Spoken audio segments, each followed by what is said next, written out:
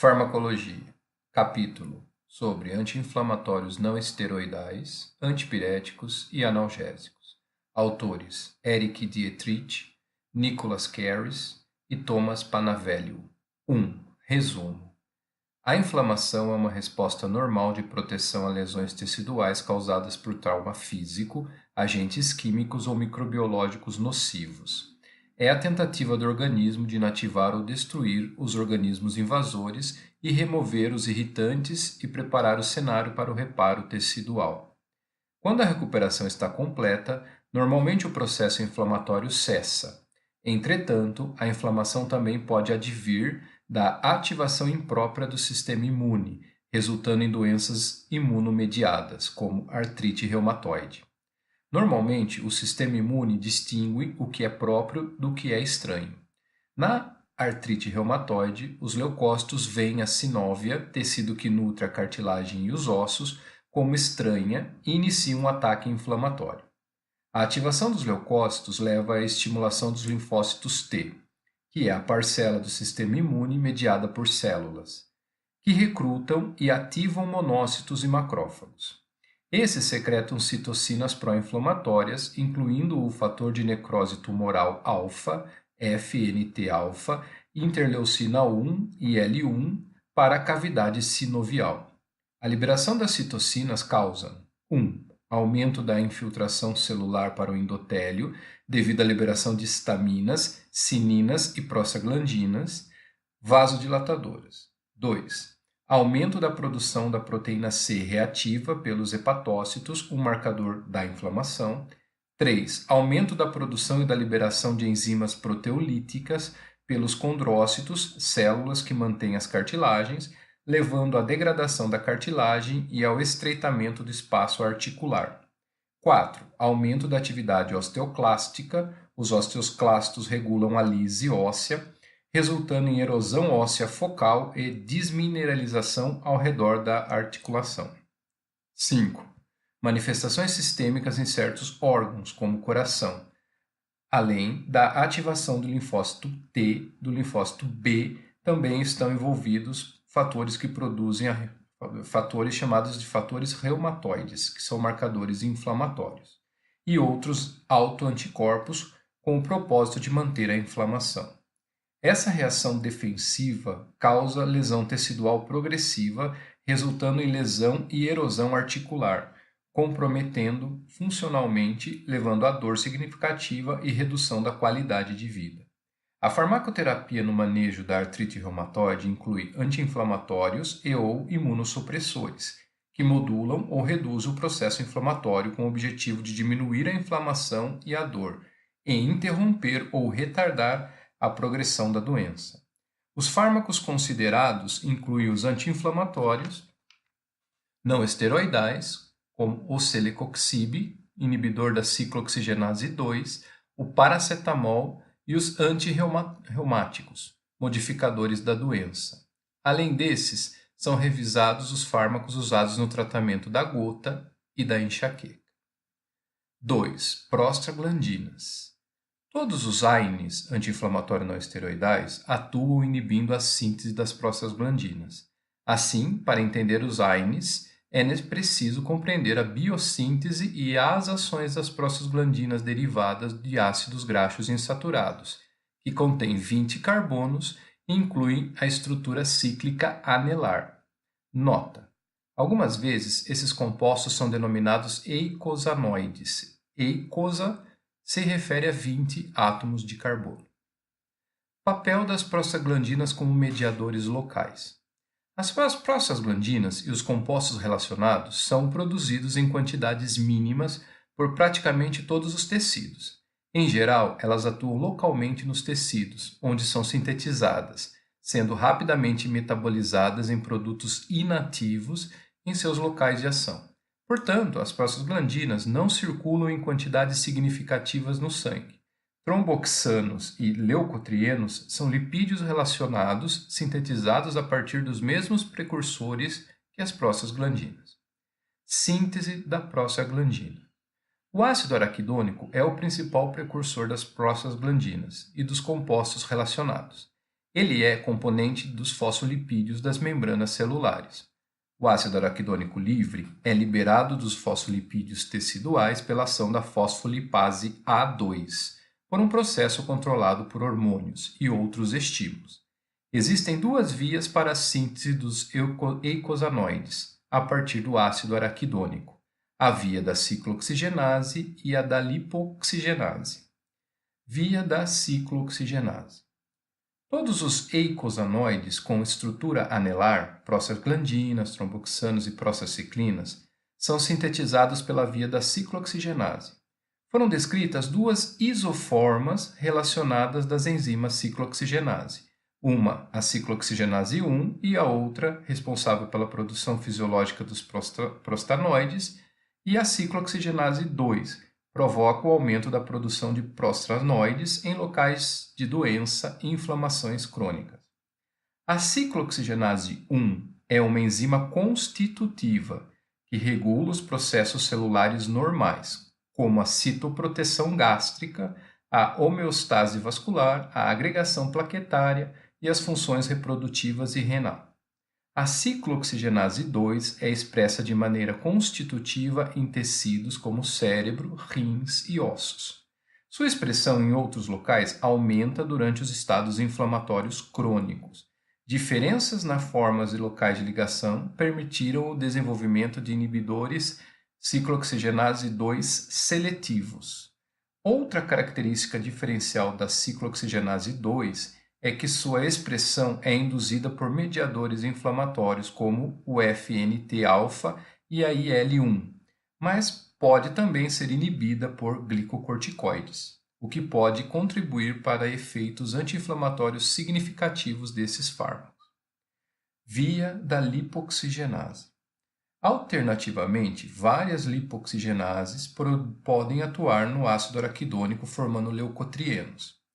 Fármacos antileucotrienos como o zafirlucaste, montelukast, são opções para o tratamento da asma. Ações das prostaglandinas. Várias das ações das prostaglandinas são mediadas por sua ligação a uma ampla variedade de distintos receptores de membrana celular que operam via proteína G acopladas. As prostaglandinas e seus metabólitos, produzidos endogenamente nos tecidos, atuam como sinalizadores locais que fazem um ajuste fino da resposta de um tecido celular específico. Suas funções variam amplamente dependendo do tecido e das enzimas específicas daquela via e que estão disponíveis naquele local específico. Por exemplo, a liberação do tromboxano A2, TXA2, das plaquetas durante a lesão tecidual inicia o recrutamento de novas plaquetas para a aglutinação, bem como promove vasoconstrição local. No entanto, a prostaciclina, produzida pelas células endoteliais, tem efeitos opostos, inibindo a aglutinação das plaquetas e produzindo vasodilatação. O efeito líquido sobre as plaquetas e os vasos sanguíneos depende do balanço entre os dois prostanoides. Uso terapêutico das prostaglandinas. As prostaglandinas têm o seu papel principal na modulação da dor, da inflamação e da febre. Elas podem controlar várias funções fisiológicas, como a secreção ácida e a produção de muco no trato gastrointestinal, a contração uterina e o fluxo de sangue nos rins também. As prostaglandinas também estão entre os mediadores químicos liberados nos processos alérgicos e inflamatórios. Por isso, elas são usadas em inúmeros distúrbios discutidos na continuação deste capítulo. Alprostadil. O alprostadil é uma prostaglandina, produzida naturalmente em tecidos como as vesículas seminais e o tecido cavernoso, a placenta e o ducto arterioso do feto. Terapeuticamente, o alprostadil pode ser usado no tratamento de disfunções eréteis ou para manter o ducto arterioso aberto em neonatos, com condições cardíacas congênitas, até que seja possível a cirurgia. A prostaglandina mantém a patência do ducto arterioso durante a gestação. O ducto se fecha logo após o parto para permitir a circulação normal do sangue entre os pulmões e o coração. A infusão do fármaco mantém o ducto aberto. como ocorre naturalmente durante a gestação, até que seja possível a correção cirúrgica. O uso do alprostadil para disfunções eréteis é discutido em outro capítulo. Lubiprostona. A lubiprostona é um derivado da prostaglandina indicado para o tratamento da constipação idiopática crônica, da constipação induzida por opioides e da síndrome do intestino irritável com constipação. Ela estimula canais de cloro nas células luminais do epitélio intestinal, aumentando a secreção de líquidos intestinais. Os efeitos adversos mais comuns da lubiprostona são náuseas e diarreia. As náuseas podem ser reduzidas se a lubiprostona for ingerida com alimentos. Misoprostol. O misoprostol é o análogo da prostaglandina usado para proteger a mucosa gástrica durante o tratamento crônico com AINES. Ele interage com receptores de prostaglandina nas células parietais gástricas, reduzindo a secreção do ácido gástrico. Além disso, o misoprostol tem efeito citoprotetor gastrointestinal, por estimular a produção de muco e bicarbonato. Em combinação de efeitos, diminui a incidência de úlceras gástricas causadas por AINES. Nota: existe um produto associando diclofenaco e misoprostol. O misoprostol também é usado extra-bula em obstetrícia para indução do parto, pois aumenta as contrações uterinas ao interagir com o receptor de prostaglandina no útero. O misoprostol oferece risco de aborto em gestante, por isso é contraindicado durante a gestação. Seu uso é limitado pelos efeitos adversos comuns, incluindo diarreia e dor abdominal. 3. Anti-inflamatórios não esteroidais. Os AINES são um grupo de fármacos quimicamente heterogêneos que se diferenciam na sua atividade antipirética, analgésica e anti-inflamatória. A classe inclui derivados do ácido salicílico, como o ácido acetil salicílico e salsalato, do ácido propiônico, ibuprofeno, do ácido acético, diclofenaco, e do ácido enólico, o meloxicam, de fenematos, como o ácido mefenâmico, e do inibidor de COX-2 seletivo, ciclooxigenase 2 seletivo, celecoxib. Eles atuam principalmente inibindo as enzimas ciclooxigenase, que catalisam o primeiro estágio da biossíntese dos prostanoides. Isso leva à redução da síntese de prostaglandinas, com efeitos desejados e indesejados. Nota: diferenças nas seguranças e na eficácia dos AINES podem ser explicadas pela seletividade relativa das enzimas ciclooxigenase 1 ou ciclooxigenase 2. A inibição da ciclooxigenase 2 parece levar aos efeitos anti-inflamatórios e analgésicos dos AINES, ao passo que a inibição da ciclooxigenase 1 é responsável pela preservação dos eventos cardiovasculares e pela maioria dos eventos adversos. Ácido acetil salicílico. O ácido acetil salicílico pode ser considerado um AINE tradicional, mas ele apresenta efeito anti-inflamatório apenas em dosagens relativamente altas, raramente usadas. Ele é usado em dosagens baixas para prevenção de eventos cardiovasculares, como o acidente vascular encefálico e o infarto do miocárdio. O ácido acetil salicílico é diferenciado dos outros AINES frequentemente por ser um inibidor irreversível da atividade da ciclooxigenase. Mecanismo de ação. O ácido acetil salicílico é um ácido orgânico fraco que acetila irreversivelmente e assim inativa a ciclooxigenase. Todos os outros AINES são inibidores reversíveis da ciclooxigenase. Os AINES, inclusive o ácido acetil salicílico, realizam 3 ações terapêuticas principais: reduzem a inflamação, efeito anti-inflamatório, a dor, efeito analgésico, e a febre, efeito antipirético. Entretanto, como será explicado mais adiante, nem todos os AINES são igualmente potentes em cada uma dessas ações. Ação anti-inflamatória. A inibição da ciclooxigenase diminui a formação de prostaglandinas e assim modula o aspecto da inflamação nos quais as prostaglandinas atuam como mediadoras. Os AINES inibem a inflamação na artrite, mas não evitam o avanço da doença, nem induzem a remissão. Ação analgésica. Acredita que a prostaglandina sensibiliza as terminações nervosas à ação da bradicinina, da histamina e outros mediadores químicos liberados localmente pelo processo inflamatório. Assim, diminuindo a síntese de prostaglandina, a sensação de dor pode diminuir. Como a ciclooxigenase 2 é expressa durante inflamações e lesões, parece que a inibição dessa enzima é responsável pelo efeito analgésico dos AINES. Nenhum AINE demonstrou eficácia superior aos demais, a eficácia de todos eles é considerada em geral equivalentes. Os AINES são usados principalmente para combater dores de leve a moderada originadas de distúrbios musculoesqueléticos. Uma exceção é o cetorolaco, que pode ser usado contra dores mais graves, mas por um curto período. Ação antipirética. A febre ocorre quando o ponto de referência do centro termorregulador hipotalâmico anterior é aumentado. Isso pode ser causado pela síntese de prostaglandina, que é estimulada quando os agentes endógenos causadores da febre, pirógenos, como as citocinas, são liberadas pelos leucócitos ativados por inflamação, hipersensibilidade, câncer ou inflamação. Os AINES diminuem a temperatura corporal em pacientes febris, impedindo a síntese e a liberação de prostaglandina.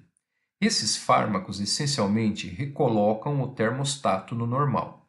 Isso rapidamente baixa a temperatura corporal de pacientes febris, aumentando a dissipação do calor como resultado da vasodilatação periférica e da sudoração. Os AINES não têm efeito sobre a temperatura normal do organismo. Uso terapêutico. Uso anti-inflamatório e analgésico. Os AINES são usados no tratamento da osteoartrite, da gota e da artrite reumatoide. Esses fármacos também são usados para tratar condições comuns que requerem analgesia, por exemplo, cefaleia, artralgia, mialgia, dismenorreia. A associação de opioides com AINES pode ser eficaz no tratamento da dor causada pelo câncer. Além disso, o acréscimo de AINES pode levar a um efeito poupador de opioide ao permitir o uso de dosagens menores desses fármacos. Os salicilatos exibem apenas atividade analgésica em dosagens baixas. Somente em dosagens mais altas ele tem atividade anti-inflamatória. Por exemplo, 2 comprimidos de 325 mg de ácido acetilsalicílico administrado 4 vezes ao dia produzem analgesia, ao passo que de 12 a 20 comprimidos diários de 325 mg produzem analgesia e atividade anti-inflamatória. Uso antipirético. O ácido acetilsalicílico, o ibuprofeno e naproxeno podem ser usados para combater a febre. Nota: o ácido acetilsalicílico deve ser evitado em pacientes com menos de 20 anos de idade com infecção viral como varicela, catapora ou gripe, para prevenir a síndrome de Rey, que pode causar hepatite fulminante com edema cerebral, frequentemente levando ao óbito. Aplicações cardiovasculares. O ácido acetilsalicílico é usado para inibir a aglutinação plaquetária. Doses baixas de ácido acetilsalicílico inibem a produção de tromboxana A2, mediada por ciclooxigenase 1, reduzindo assim a vasoconstrição e a aglutinação de plaquetas mediada por tromboxana A2 e subsequente risco de eventos cardiovasculares. Doses baixas de ácido acetilsalicílico, menores que 325, muitos consideram dose de 75 a 162 mg comumente. São usadas profilaticamente para reduzir o risco de eventos cardiovasculares recorrentes e ou morte em pacientes com infarto do miocárdio, prévio ou angina de peito instável. 2. Reduzir o risco de ataques isquêmicos transitórios recorrentes ou acidente vascular encefálico. 3. reduzir o risco de eventos cardiovasculares ou morte em pacientes de alto risco, como aqueles com angina estável crônica ou diabetes. Como o ácido acetilsalicílico inibe irreversivelmente a ciclooxigenase 1, o efeito antiplaquetário persiste por toda a vida da plaqueta. O uso crônico de doses baixas assegura a inibição continuada conforme novas plaquetas vão sendo produzidas. O ácido acetilsalicílico também é usado para diminuir o risco de morte de infarto agudo do miocárdio em pacientes submetidos a certos procedimentos de revascularização. Aplicações externas. O ácido acetilsalicílico é usado topicamente no tratamento da acne, calosidades, calos ósseos e verrugas. O metilsalicilato é usado externamente como um contrairritante cutâneo em linimentos, como pomada contra artrite e friccionantes de esportes. Farmacocinética. O ácido acetilsalicílico, após a administração oral, é rapidamente desacetilado pelas esterases do organismo, produzindo salicilato. Os salicilatos não ionizados são absorvidos passivamente, a maior parte no intestino delgado anterior. Os salicilatos atravessam a barreira hematoencefálica e a placentária e são absorvidos pela pele intacta. O salicilato é convertido pelo fígado em conjugados hidrossolúveis que são rapidamente eliminados pelos rins, resultando em eliminação de primeira ordem e meia-vida sérica de 3,5 horas. Em doses anti-inflamatórias, mais de 4 gramas dia, a via metabólica hepática se torna saturada, sendo observada cinética de ordem 0, resultando em meia-vida de 15 horas ou mais. Sendo um ácido orgânico, o salicilato é secretado na urina e pode influir na excreção de ácido úrico. Doses baixas do ácido acetilsalicílico, menos de 2 gramas dia, diminuem a secreção de ácido úrico. Em doses altas, a secreção do ácido úrico pode ser inalterada ou aumentada. Por isso, o ácido acetilsalicílico é evitado em pacientes com gota ou que tomam probenecida. Outros AINES. A maioria dos AINES é bem absorvida por administração oral e circula extensamente ligada às proteínas plasmáticas. A maioria é biotransformada pelo fígado, principalmente a metabólitos inativos. Poucos têm metabólitos ativos. A eliminação de fármacos ativos e metabólitos ocorre primariamente pela urina. Eventos adversos. Devido aos eventos adversos associados e numerados a seguir, é preferível usar os AINES na menor dosagem possível e pelo menor tempo possível. Efeitos gastrointestinais. Os efeitos adversos mais comuns dos AINES são relacionados ao trato gastrointestinal, variando desde dispepsia até sangramento. Normalmente, a produção de prostaglandina inibe a secreção de ácido gástrico, e a prostaglandina estimula a síntese de muco protetor no estômago e no intestino. Fármacos que inibem a ciclooxigenase 1 diminuem os níveis benéficos das prostaglandinas, resultando em aumento da secreção do ácido gástrico e diminuindo a proteção da mucosa e aumenta o risco de sangramento e ulcerações. Fármacos com maior seletividade relativa para a ciclooxigenase 1 podem ter maior risco de eventos gastrointestinais, se comparável àqueles com menor seletividade pela ciclooxigenase 1. Os AINES devem ser tomados com alimento ou líquido para diminuir o desconforto gastrointestinal. Se os AINES forem usados em pacientes com risco alto de eventos gastrointestinais, inibidores da bomba de próton ou misoprostol devem ser usados concomitantemente para prevenir úlceras induzidas pelos AINES. Aumento do risco de sangramento. O tromboxano A2 aumenta a aglutinação das plaquetas, ao passo que a prostaglandina a reduz. O ácido acetilsalicílico inibe irreversivelmente a formação de tromboxana A2, mediada pela ciclooxigenase 1, e outros AINES a inibem reversivelmente. Como as plaquetas não possuem núcleo, elas não podem sintetizar novas enzimas quando inibidas pelo ácido acetilsalicílico. e a falta de tromboxana persiste durante toda a vida da plaqueta. Como resultado da diminuição de tromboxano A2, a aglutinação das plaquetas, que é o primeiro estágio da formação do trombo, é reduzida, produzindo efeitos antiplaquetários com aumento do tempo de sangramento. Por esse motivo, o uso do ácido acetilsalicílico é suspenso ou não administrado por pelo menos mais uma semana antes da cirurgia. Além do ácido acetilsalicílico, outros AINES não são usados por seu efeito antiplaquetário, mas podem prolongar o tempo de sangramento. Nota: conforme os fármacos se tornam mais seletivos para a ciclooxigenase 2, espera-se menor efeito na inibição plaquetária e no tempo de sangramento. Os AINES podem bloquear a ligação do ácido acetilsalicílico à ciclooxigenase se forem usados simultaneamente. Pacientes que usam ácido acetilsalicílico para a cardioproteção devem evitar, se possível, o uso concomitante de outros AINES. Ação sobre os rins.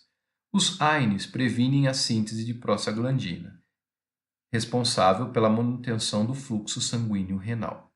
A diminuição da síntese de prostaglandina pode resultar na retenção de sódio e água e, consequentemente, causar edemas em alguns pacientes. Pacientes com histórico de insuficiência cardíaca ou renal estão sob maior risco. Esses efeitos também podem diminuir o efeito benéfico dos antihipertensivos. Efeitos cardíacos. Fármacos como o ácido acetilsalicílico com alto grau de seletividade pela ciclooxigenase 1 mostraram efeito protetor de cardiovascular, provavelmente devido à redução da produção de tromboxana A2. Fármacos com maior seletividade relativa para a ciclooxigenase 2 são associados ao aumento do risco de eventos cardiovasculares, possivelmente por diminuir a produção de prostaglandina mediada pela ciclooxigenase 2. O aumento do risco de eventos cardiovasculares, incluindo infarto do miocárdio e acidente vascular encefálico, é associado a todos os AINES, com exceção do ácido acetilsalicílico. O uso de AINE, exceto ácido acetilsalicílico, é desaconselhado em pacientes com doenças cardiovasculares estabelecidas. Para pacientes com doenças cardiovasculares, nos quais o tratamento com AINES não pode ser evitado, o naproxeno deve ser menos prejudicial. O uso de AINES deve ser limitado à menor dosagem e ao menor tempo possível. Outros efeitos adversos. Os AINES são inibidores da ciclooxigenase e por isso inibem a síntese de prostaglandina, mas não a de leucotrienos. Por essa razão, os AINES devem ser usados com cautela em pacientes com asma, pois a inibição das prostaglandinas pode causar desvio em direção à produção de leucotrienos e, consequentemente, aumentar as manifestações de asma. Podem ocorrer eventos adversos no sistema nervoso central, como cefaleia, zumbidos e tonturas. Aproximadamente 15% dos pacientes tratados com ácido acetilsalicílico apresentam reações de hipersensibilidade. Os sintomas da alergia verdadeira incluem urticária, broncoconstrição e angioedema. O choque anafilático fatal é raro. Pacientes com hipersensibilidade grave ao ácido acetilsalicílico devem evitar usar outros AINES. Interações farmacológicas. Cerca de 80 a 90% do salicilato é ligado às proteínas plasmáticas como a albumina e pode ser deslocado desses locais, resultando em aumento da concentração do salicilato livre. Alternativamente, o ácido acetilsalicílico pode deslocar outros fármacos altamente ligados a essas proteínas, como, por exemplo, a varfarina, fenitoína ou ácido valproico, resultando em maiores concentrações livres dessas substâncias. Toxicidade. A intoxicação por salicilatos pode ser leve ou grave. A forma leve é denominada de salicilismo, sendo caracterizada por náusea, êmese, hiperventilação acentuada, cefaleia, confusão mental, tonturas e zumbidos. Doses elevadas de salicilatos podem causar intoxicação grave. Pode ocorrer agitação, delírio, alucinação, convulsão, coma, acidose respiratória e metabólica e até morte por insuficiência respiratória. As crianças são particularmente suscetíveis à intoxicação por salicilatos. A ingestão de apenas 10 gramas de ácido acetil salicílico pode levar crianças a óbito. Gestação. A maioria dos AINES está na categoria C de risco à gestação nos primeiros 2 trimestres. Nota: o paracetamol é o fármaco preferido para efeitos antipiréticos ou analgésicos durante a gestação.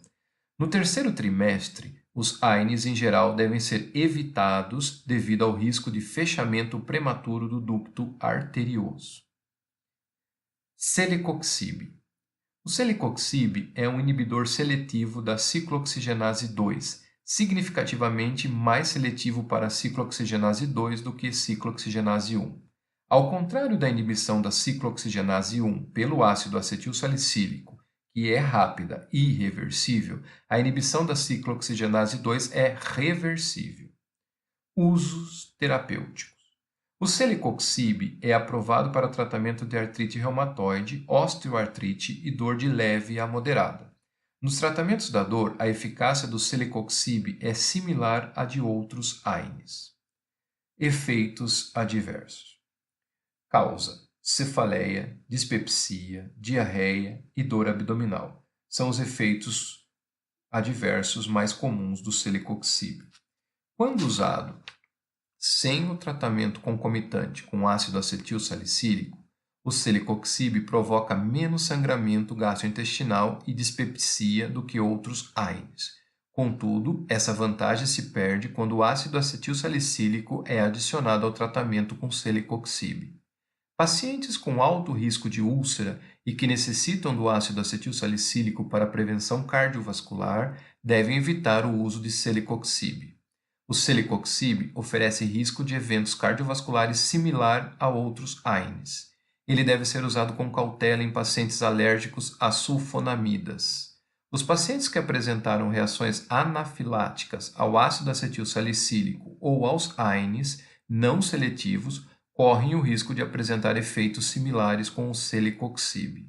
Os inibidores do citocromo P2C9, como fluconazol, podem aumentar os níveis séricos de celecoxib. Paracetamol. O paracetamol inibe a síntese de prostaglandinas no sistema nervoso central. Isso explica suas propriedades antipiréticas e analgésicas. O paracetamol exerce menor efeito sobre as ciclooxigenases nos tecidos periféricos devido à inativação periférica, o que contribui para a fraca atividade anti-inflamatória. Esse fármaco não afeta a função plaquetária nem aumenta o tempo de sangramento. O paracetamol não é considerado um AINE típico. Usos terapêuticos. O paracetamol é um substituto adequado para efeitos analgésicos e antipiréticos dos AINES em pacientes com problemas ou riscos gástricos, nos quais o prolongamento do tempo de sangramento não é desejável, e naqueles que não necessitam de ação anti-inflamatória dos AINES. O paracetamol é um analgésico antipirético de escolha para crianças com infecções virais ou varicela, pois o ácido acetilsalicílico oferece risco da síndrome de Rey. Efeitos adversos. Em dosagens terapêuticas normais, o paracetamol é praticamente livre de efeitos adversos significativos. Em dosagens altas, a glutationa disponível no fígado se esgota e NAPDQI reage com o grupo sulfidrila das proteínas hepáticas, formando ligações covalentes. Pode ocorrer necrose hepática, uma condição muito grave e potencialmente fatal. Os pacientes com doença hepática, hepatite viral ou história de alcoolismo correm mais riscos de hepatotoxicidade induzida pelo paracetamol. Nota: a N-acetilcisteína, que contém grupos sulfidrilas aos quais os metabólitos tóxicos podem se fixar, é um antídoto em casos de dosagem excessiva. O paracetamol deve ser evitado em pacientes com insuficiência hepática grave. Fármacos antirreumáticos modificadores da doença. Os fármacos antirreumáticos modificadores da doença são utilizados no tratamento da artrite reumatoide e mostraram desacelerar o curso da doença. induzir sua remissão e prevenir a destruição adicional das articulações e dos tecidos envolvidos. Quando um paciente é diagnosticado com artrite reumatoide, os fármacos antirreumáticos modificadores da doença devem ser iniciados dentro de 3 meses para auxiliar a interromper a progressão da doença nos estágios iniciais. AINES e corticosteroides também podem ser usados para aliviar os sintomas, se necessário. Escolha do fármaco. Nenhum fármaco antirreumático modificador da doença é eficaz e seguro para todos os pacientes. Pode ser necessário testar vários fármacos diferentes. A monoterapia pode ser iniciada com qualquer um dos fármacos, como metotrexato, lefluxonida, hidroxicloroquina, sulfasalazina, em pacientes com baixa atividade da doença. Para pacientes com atividade moderada a alta, a resposta inadequada à monoterapia pode ser necessário tratamento com fármacos antirreumáticos modificadores da doença combinado, usualmente baseado no metotrexato ou na infliximab.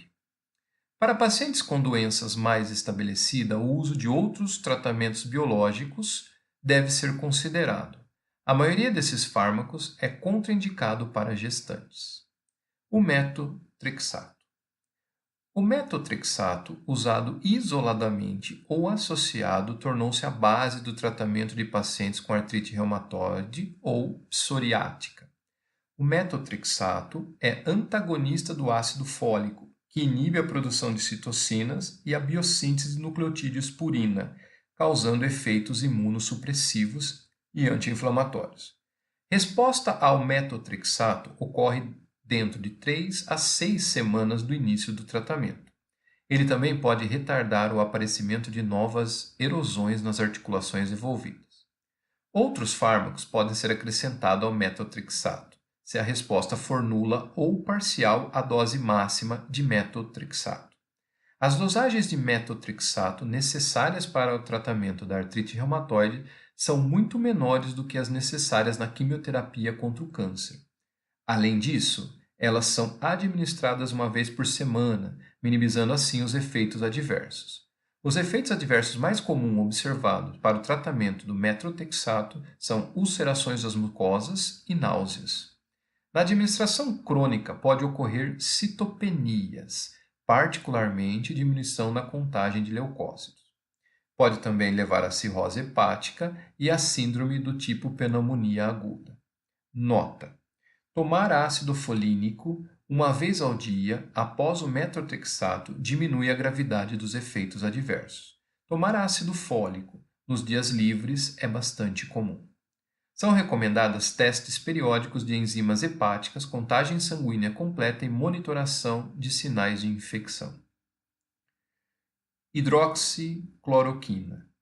A hidroxicloroquina é usada na artrite reumatoide precoce e leve, em geral associada ao metotrexato. Esse fármaco também é usado no tratamento do lúpus e da malária. Seu mecanismo de ação em distúrbios autoimunes é desconhecido e o início dos efeitos demora 6 semanas a 6 meses. A hidroxicloroquina tem menos efeitos no fígado e no sistema imune do que os outros fármacos. Contudo, ela pode causar toxicidade ocular, incluindo lesão irreversível na retina e depósitos corneais. Pode causar distúrbios no sistema nervoso central e do trato gastrointestinal, alteração na coloração da pele e erupções. Leflunomida. A leflunomida é um fármaco imunomodulador que causa o aprisionamento dos leucócitos autoimune pela ação do dihidrooratato, desidrogenase. Os linfócitos proliferantes ativados exigem síntese constante de DNA. Pirimidinas e purinas são componentes do DNA e a desidrogenase é necessária para a síntese de pirimidinas. Após a biotransformação, a leflunomida torna-se um inibidor reversível da desidrogenase. A leflunomida está aprovada para o tratamento da artrite reumatoide. Ela pode ser usada em monoterapia ou em associação com metotrexato. Os efeitos adversos mais comuns são cefaleia, diarreia e náuseas. Outros efeitos adversos são perda da massa corpórea, reações alérgicas que incluem síndrome do tipo gripe, urticária, alopecia e hipopotassemia. Ela não é recomendada aos pacientes com doença hepática, devido ao risco de hepatotoxicidade. As variáveis monitoradas incluem sinal de infecção, hemograma completo e enzimas hepáticas. Sulfasalazina.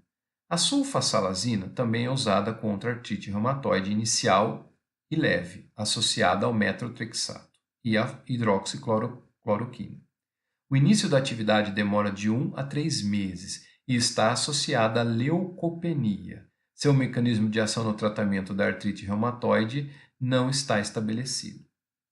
Glicocorticoides. Os glicocorticoides são anti-inflamatórios potentes usados comumente em pacientes com artrite reumatoide para dar alívio sintomático e como ponto até que outro fármaco seja eficaz.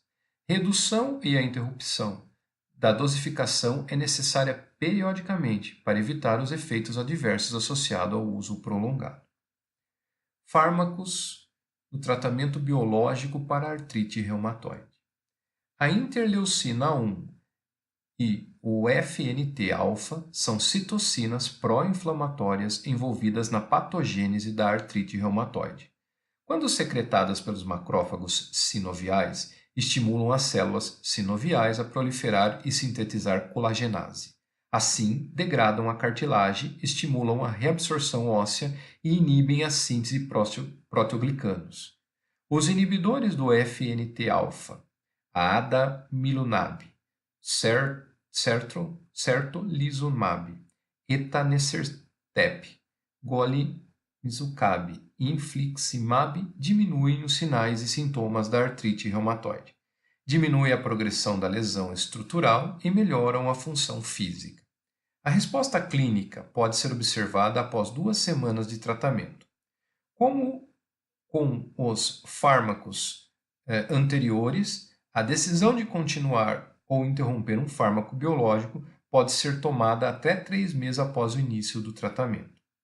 Se um paciente não responde a um inibidor do FNT-alfa, é apropriado testar outro inibidor do FNT-alfa ou um tratamento biológico não FNT. Os inibidores do FNT-alfa podem ser administrados com qualquer outros fármacos contra a artrite reumatoide, exceto no tratamento biológico não FNT, devido ao aumento do risco de infecção. Pacientes que recebem inibidor do FNT-alfa estão sob o risco de infecções como tuberculose e sepse, infecções por fungos oportunistas e pancitopenia. Vacinas vivas não devem ser administradas durante o tratamento com o inibidor do FNT-alfa. Esses fármacos devem ser usados com muita cautela em pacientes com insuficiência cardíaca, pois eles podem causar ou piorar insuficiência cardíaca pré-existente. Foi observado aumento do risco de linfoma e outros tipos de câncer com o uso de inibidores do FNT-alfa. As características dos inibidores do FNT-alfa e outros tratamentos biológicos são apresentadas a seguir. Adalimumab. O adalimumab é um anticorpo monoclonal recombinante que se liga ao FNT-alfa, interferindo dessa forma na atividade do FNT-alfa endógeno e bloqueando sua interação com os receptores da superfície celular. Esse fármaco é indicado para o tratamento da artrite reumatoide de moderada a grave, seja como monoterápico ou associado ao metotrexato. Ele também é indicado contra a artrite psoriática, espondilite anquilosante e doença de Crohn. O adalimumab é administrado por via subcutânea semanalmente ou em semanas alternadas. Ele pode causar cefaleia, náuseas, agronulocitose, eritema, reação no local da injeção ou aumento do risco de infecções no trato urinário e no trato respiratório superior, além de sinusite. 7. Fármacos usados para tratar gota. A gota é um distúrbio metabólico caracterizado por concentrações elevadas de ácido úrico no sangue, hiperuricemia. A hiperuricemia pode causar depósito de cristais de urato de sódio nos tecidos, especialmente articulações e rins. A hiperuricemia nem sempre leva à gota, mas a gota sempre é precedida pela hiperuricemia. A deposição dos cristais de urato inicia um processo inflamatório envolvendo a infiltração de granulócitos que fagocitam os cristais de urato. A causa da hiperuricemia é um desequilíbrio entre produção excessiva de ácido úrico e ou a incapacidade do paciente de excretar por via renal. A maioria das estratégias terapêuticas contra a gota envolve a redução do nível de ácido úrico abaixo do ponto de saturação, que é de 6 mg por decilitro, prevenindo a deposição de cristais de urato. Isso pode ser alcançado com interferência na síntese do ácido úrico ou no aumento de sua excreção. Tratamento da gota aguda. Os ataques agudos de gotas podem resultar de várias condições, incluindo consumo excessivo de álcool, dieta rica em purinas e doença renal. AINES, corticosteroides ou colchicina são alternativas eficazes para o manejo da artrite por gota aguda. A indometacina é considerada o AINE de escolha clássico, embora todos os AINES possivelmente sejam eficazes e diminuem a dor e a inflamação. A administração intraarticular de corticosteroides, quando apenas uma ou duas articulações são afetadas, também é apropriada em situações agudas, e o tratamento sistêmico com corticosteroide é indicado para envolvimentos articulares mais disseminados. O paciente é candidato ao tratamento profilático redutor de uratos quando se tem mais de 2 ataques por ano ou sofre de doença renal crônica, cálculo renal ou TOFO, que é o depósito de cristais de uratos em articulações, ossos, cartilagens ou outra superfície corporal. Tratamento da gota crônica. O tratamento redutor de uratos para a gota crônica visa diminuir a frequência dos ataques e as complicações da gota. As estratégias de tratamento incluem o uso de inibidores da xantina oxidase para reduzir a síntese de ácido úrico ou o uso de fármacos uricossúricos para aumentar a excreção. Os inibidores da xantina oxidase, como o alopurinol, são fármacos redutores de uratos de primeira linha. Fármacos uricossúricos, como a probenecida, podem ser usados em pacientes intolerantes aos inibidores da xantina oxidase ou naqueles que não têm uma resposta adequada a este fármaco.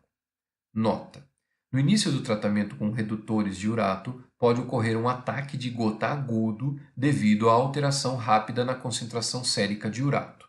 Medicamentos para a prevenção do ataque agudo de gota, dose baixa de colchicina, AINES ou glicocorticoides podem ser iniciados juntamente com tratamento redutor de urato e continuado por no mínimo 6.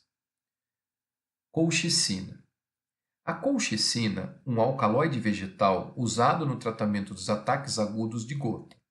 Ela não é um fármaco uricossúrico, nem analgésico, embora alivie a dor provocada por ataques agudos de gota.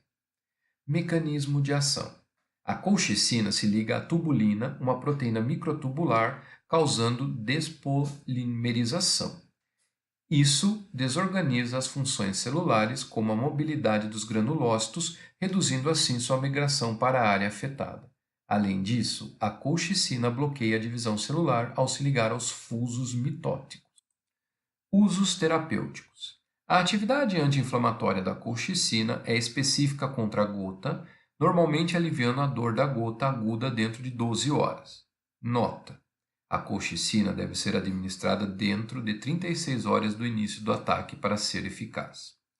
Os AINES substituíram amplamente a colchicina no tratamento dos ataques da gota aguda por razão de segurança.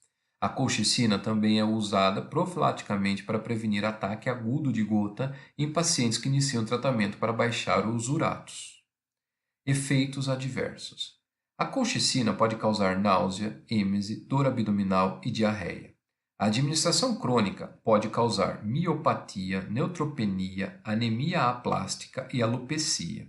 A colchicina não deve ser usada durante a gestação e deve ser empregada com cautela em pacientes com doenças hepáticas, renais ou cardiovasculares.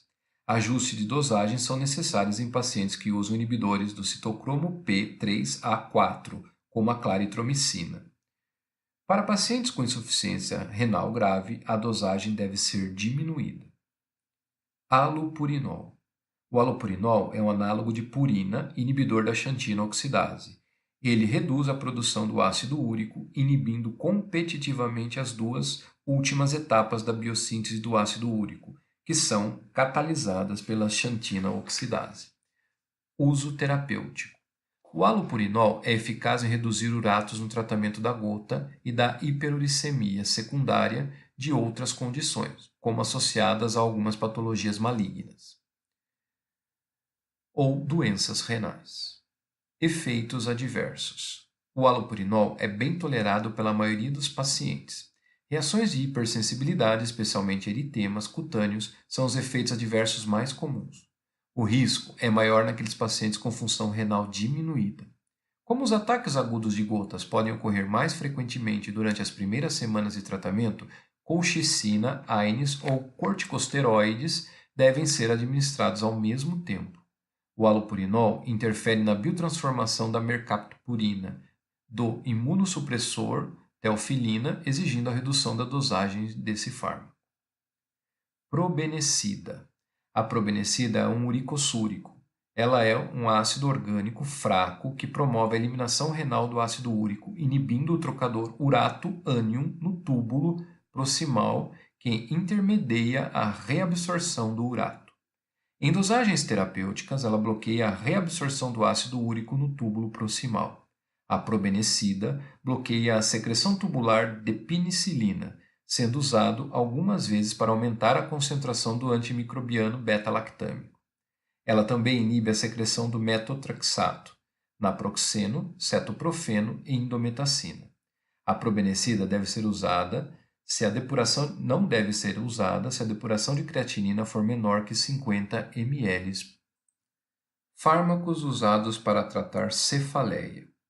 Os tipos de dores de cabeça mais comuns são enxaqueca, cefaleia em salvas e cefaleia tipo tensional.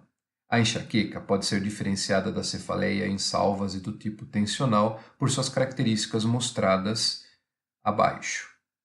A enxaqueca se apresenta como dor pulsante e latejante.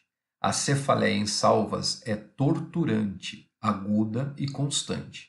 A cefaleia do tipo tensional se apresenta como dor que pressiona, persiste e com sensação de compressão da cabeça. Os pacientes que apresentam enxaqueca grave relatam de 1 a 5 ataques por mês, com dor de moderada a intensa, em geral unilateral. As cefaleias afetam significativamente a qualidade de vida e resultam em consideráveis custos de saúde. O manejo das cefaleias envolve evitar as causas deflagradoras, como o álcool, chocolate e estresse, e realizar tratamentos que interrompem as cefaleias agudas, bem como tratamento profiláticos em pacientes com enxaquecas frequentes ou graves. Tipos de enxaqueca. Existem 2 tipos principais de enxaqueca. O primeiro tipo é a enxaqueca sem aura. É uma cefaleia grave, unilateral e pulsante que dura, em geral, de 2 a 72 horas. Essas cefaleias são frequentemente agravadas por atividade física e acompanhadas de náusea, êmese, fotofobia e fonofobia. A maioria dos pacientes com enxaqueca não tem aura. No segundo tipo, a enxaqueca com aura, a cefaleia é precedida de sintomas neurológicos conhecidos como auras, que podem ser visuais ou sensoriais, ou causar distúrbio da fala ou motores. Mais comumente, esses sintomas prodrômicos são visuais, como flashes, linhas em zigue-zagues e ofuscamento, ocorrendo cerca de 20 a 40 minutos antes do início da cefaleia. Em 15% dos pacientes com enxaqueca, cujas cefaleias são precedidas por aura, esta permite o diagnóstico. A cefaleia nas enxaquecas, com e sem aura, é similar. Ambos os tipos de enxaqueca são 3 vezes mais frequentes em mulheres. Bases biológicas da enxaqueca. A primeira manifestação da enxaqueca com aura é a depressão alastrante da atividade neuronal acompanhada por redução no fluxo sanguíneo nas partes mais posterior do hemisfério cerebral. Essa hipoperfusão alastra-se gradualmente para a região anterior por meio de superfície do córtex para outras áreas contíguas do cérebro. A alteração vascular é acompanhada de mudanças funcionais. A hipoperfusão persiste durante toda a aura e até a fase de cefaleia. Os pacientes que sofrem de enxaqueca sem aura não apresentam hipoperfusão. Contudo, a dor de ambos os tipos de enxaqueca pode ser evitada a vasodilatações arteriais extra e intracraniana, que levam à liberação de moléculas neuroativas como a substância P, a neurocinina A e o peptídeo relacionado ao gene de calcitonina. Tratamento sintomático da enxaqueca aguda. Os tratamentos agudos podem ser classificados como não específicos, sintomáticos ou específicos para enxaqueca. Os tratamentos não específicos incluem analgésicos como os AINES e antieméticos, para controlar a êmese. Os opioides ficam reservados como medicação de último recurso quando outros tratamentos não obtêm sucesso contra aqueles intensos de enxaqueca. Os tratamentos específicos de enxaqueca incluem os triptanas e os alcaloides do ergote, que são agonistas dos receptores de serotonina, respectivamente. Foi proposto que a ativação do receptor de serotonina por esses fármacos leva à vasoconstrição ou inibe a liberação de neuropeptídeos pró-inflamatórios do nervo trigêmeo, que inerva os vasos sanguíneos cranianos. As triptanas. Essa classe de fármacos inclui a naratriptana, fravotriptana, sumatriptana. A sumatriptana foi a primeira triptana disponível e é o protótipo da classe. Esses fármacos, de maneira rápida e eficaz, interrompem ou reduzem significativamente a intensidade da enxaqueca em cerca de 70% dos pacientes. As triptanas são agonistas de serotonina, agindo em um subgrupo de receptores de serotonina encontrado em pequenos nervos periféricos que inervam os vasos intracranianos. A náusea, que ocorre com o uso da dihidroergotamina, e a vasoconstrição causada pela ergotamina são muito menos pronunciados com as triptanas. A sumatriptana é administrada por via subcutânea, intranasal ou oral. A sumatriptana também está disponível num produto em combinação com naproxeno. O início de ação da sumatriptana parenteral demora cerca de 20 minutos. Já quando o fármaco é administrado oralmente, o tempo sobe para 1 a 2 horas. A ação desse fármaco tem duração curta, com meia-vida de eliminação de 2 horas. A cefaleia comumente reaparece dentro de 24 a 48 horas após uma dose única do fármaco, mas a maioria dos pacientes, uma segunda dose é eficaz para abortá-la. Alcaloides do ergote. Ergotamina. Um derivado semissintético da ergotamina são alcaloides do ergote aprovado para o tratamento da enxaqueca. A ação dos alcaloides do ergote é complexa, com habilidade para se ligar aos receptores de serotonina, receptores alfas e receptores de dopamina. Os receptores de serotonina localizados nos vasos sanguíneos intracranianos são os alvos que causam vasoconstrição com o uso desses fármacos. Atualmente, a ergotamina está disponível para uso sublingual e é mais eficaz quando usada nos estágios iniciais da enxaqueca. Também está disponível como comprimido oral ou supositório, contendo ergotamina e cafeína. A ergotamina é usada com limites de dosagem diária ou semanal estritos, pois pode causar dependência e cefaleias de rebote. A ergotamina é administrada por via IV ou intranasal e tem eficácia similar à sumatriptana. O uso de ergotamina é limitado em casos graves de enxaqueca. A reação adversa mais comum é a náusea. Profilaxia da enxaqueca. O tratamento preventivo da enxaqueca é indicado quando o paciente tem duas ou mais crises por mês e quando a cefaleia é intensa ou complicada por sinais neurológicos graves. Os beta-bloqueadores são os fármacos de escolha para a profilaxia da enxaqueca. Propanolol e outros beta-bloqueadores, como metoprolol, atenolol, nadolol, revelaram-se eficazes. O bloqueador do canal de cálcio verapamil é outra opção. Anticonvulsivantes e antidepressivos também mostraram eficácia em prevenir a enxaqueca. Os antidepressivos são especialmente úteis na profilaxia da enxaqueca em pacientes com depressão como comorbidade. Fármacos contra a cefaleia tensional e insalvas.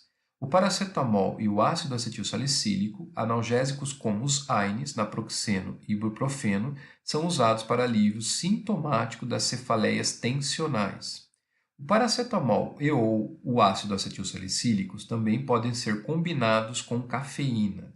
Nota: acredita-se que a cafeína aumente a eficácia central do paracetamol e do ácido acetilsalicílico. A inalação do oxigênio a 100% e triptanas, especialmente a sumatriptana, são usadas como estratégias abortivas de primeira escolha contra cefaleias em salva. Questões para estudo.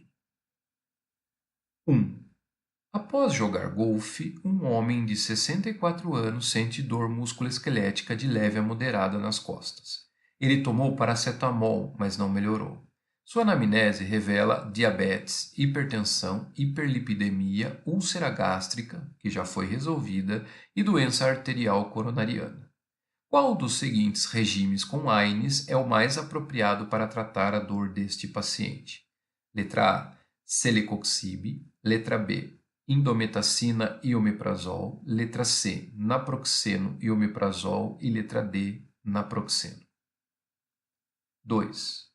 Qual das seguintes opções representa corretamente o mecanismo de ação do tofacitinib no tratamento da artrite reumatoide?